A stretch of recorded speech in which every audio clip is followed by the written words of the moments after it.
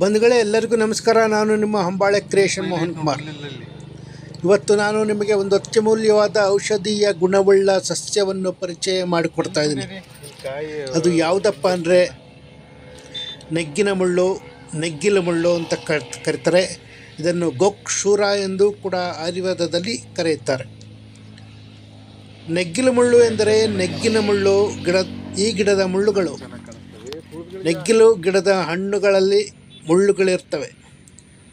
ಸಾಮಾನ್ಯವಾಗಿ ಈ ಗಿಡದ ವಿವಿಧ ಭಾಗಗಳು ಔಷಧೀಯ ಗುಣವನ್ನು ಹೊಂದಿರುತ್ತವೆ.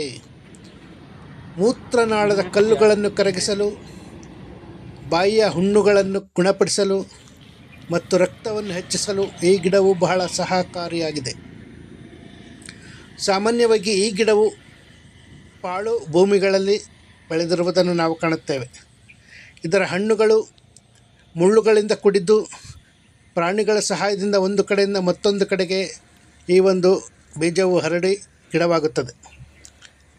ನೆಗ್ಗಿಲು ಗಿಡದ ಹಣ್ಣು, ಎಲೆ ಮತ್ತು ಬೇರುಗಳನ್ನು ಆಯುರ್ವೇದ ಮತ್ತು ಯುನಾನಿ ಔಷಧ ಪದ್ಧತಿಗಳಲ್ಲಿ ಬಳಸುವುದನ್ನು ನಾವು ಕಾಣಬಹುದಾಗಿದೆ. ಕಿಡ್ನಿಯಲ್ಲಿರುವ ಕಲ್ಲನ್ನು ಕರಗಿಸುವ ಶಕ್ತಿ ಈ ಒಂದು ಗಿಡಕ್ಕಿದೆ. ಈ ಗಿಡದ ಎಲೆಯು ಕಡಲೆ ಗಿಡದ ಎಲೆಯಂತೆ ಕಾಣುತ್ತದೆ.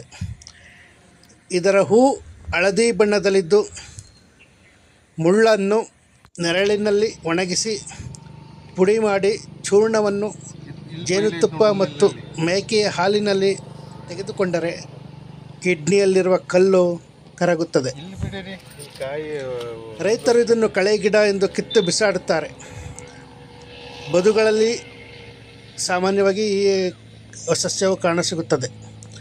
ಉಷ್ಣವಲಯಗಳಲ್ಲಿ ಕಾಣಸಿಗುವ ಈ ಸಸ್ಯ ಔಷಧೀಯ ಗುಣಗಳನ್ನು ಹೊಂದಿದ್ದು ಅಂಡಾಕಾರದ ಹಣ್ಣುಗಳನ್ನು ಹೊಂದಿರುತ್ತದೆ.